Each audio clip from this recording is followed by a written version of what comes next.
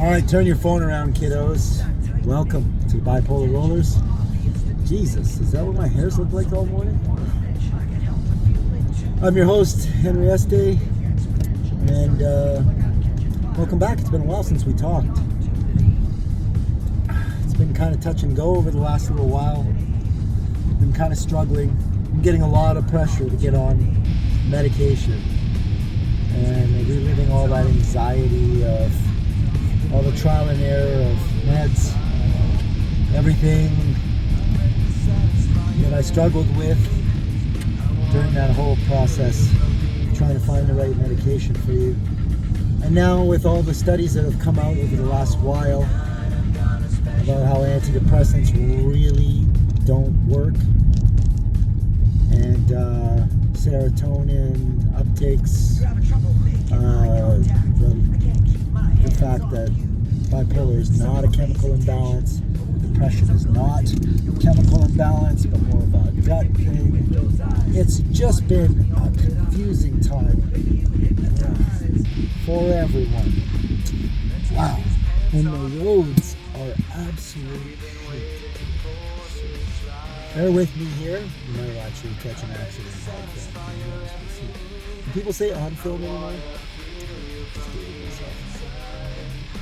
Bipolar is a tricky beast. And I'll admit, I've been slacking on some of my own suggestions on how to beat this without medication. I haven't been meditating. I was self-medicating. I was surrounding myself with people that were not healthy. It's been a frustrating time. And through it all, despite some devastating things that have happened over the last while, and some real eye-opening stuff as to who I can trust in my life. I've learned a lot. Do you ever feel like maybe you wish you could learn things the easy way, or just take people's advice instead of learning things the hard way all the time?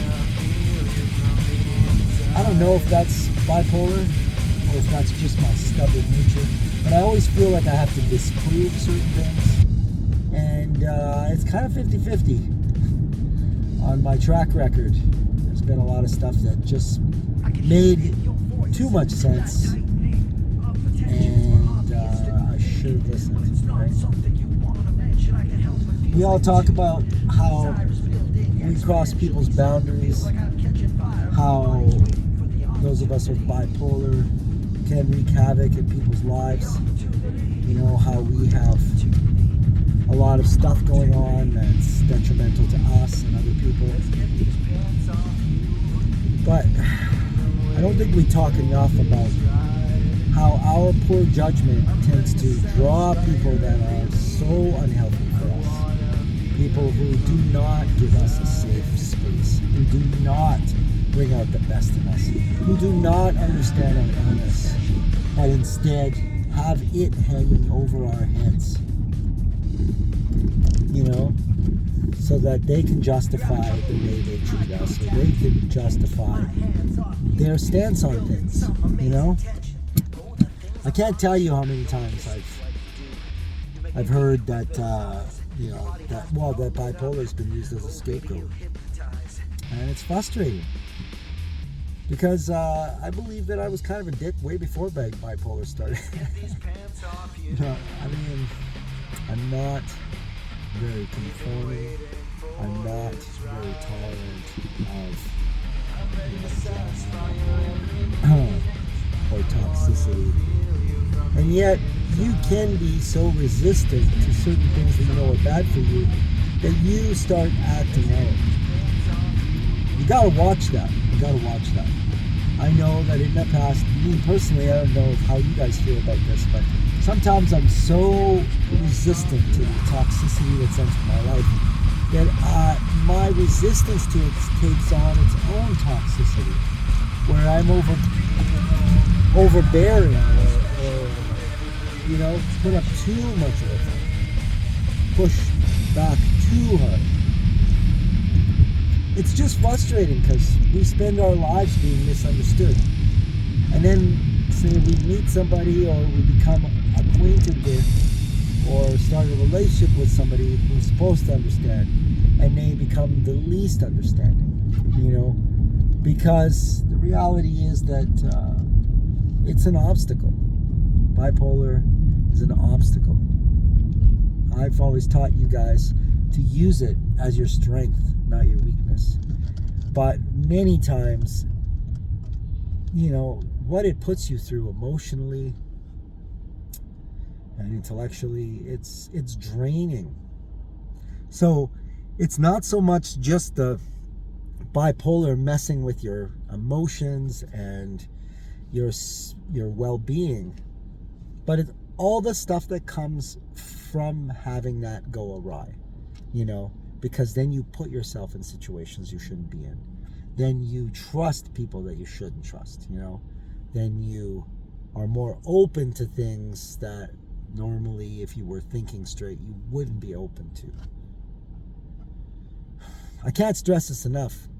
You got to do some spring cleaning sometimes, Whatever you got to do to push something or someone away from you, if they are detrimental to your well-being, you just got to do it. And it can be sloppy, it can be messy, it can be dirty.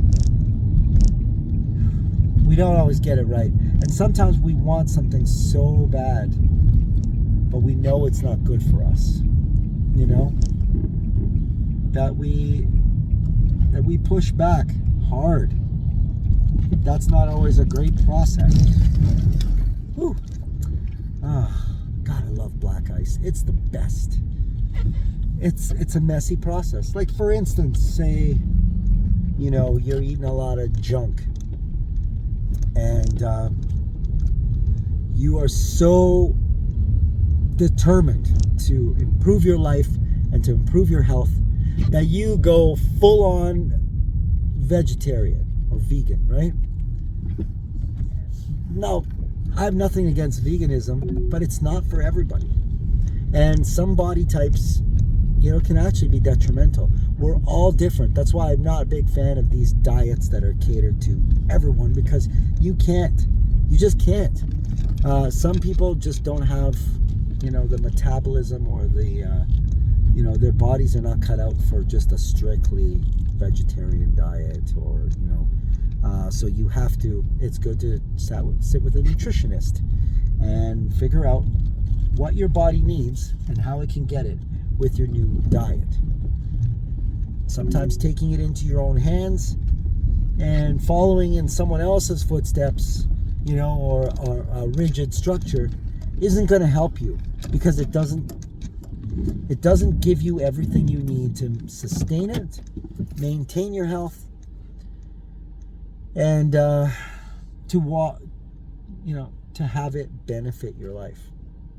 And bipolar is much the same way. You can overdo it.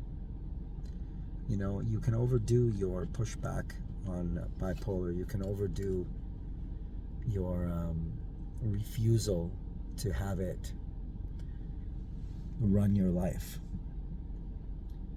I think that a lot of times we forget that it's not going away, and it doesn't matter what we do. We can make our lives better, but we're not going to cure this thing. We have to find the best way to live with it. And that means that you've got to do what you need to do, as long as no one gets hurt. It's always been my philosophy, but you got to do what you got to do to keep negative influences out, negative people out, and to take steps forward every day to do something positive. Don't neglect the meditation. Don't neglect the sound frequencies. Don't self-medicate. Don't neglect exercise, eating right. Don't neglect the things will help you. We all get lazy. We all procrastinate. We all sometimes let life just kind of slip through our fingers. But man, take it from someone who learned the hard way. See what I did there, full circle? That there's nothing good that comes from that.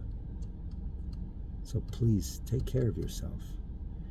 And for the love of God, surround yourself with understanding, empathetic, and compassionate people who you can trust. You know, the self-absorbed will always be out there benefiting from you when you're at your best and berating you when you're at your worst. There's a reason why a lot of us end our lives early. We feel like we have no one in our corner. We feel like we're utterly alone, that we can't get anything right. If somebody in your life makes you feel that way, they gotta go, my friend. They've gotta go. But until then, and until our next talk, I hope you guys are doing what you do best, which is, my bipolar rollers, represent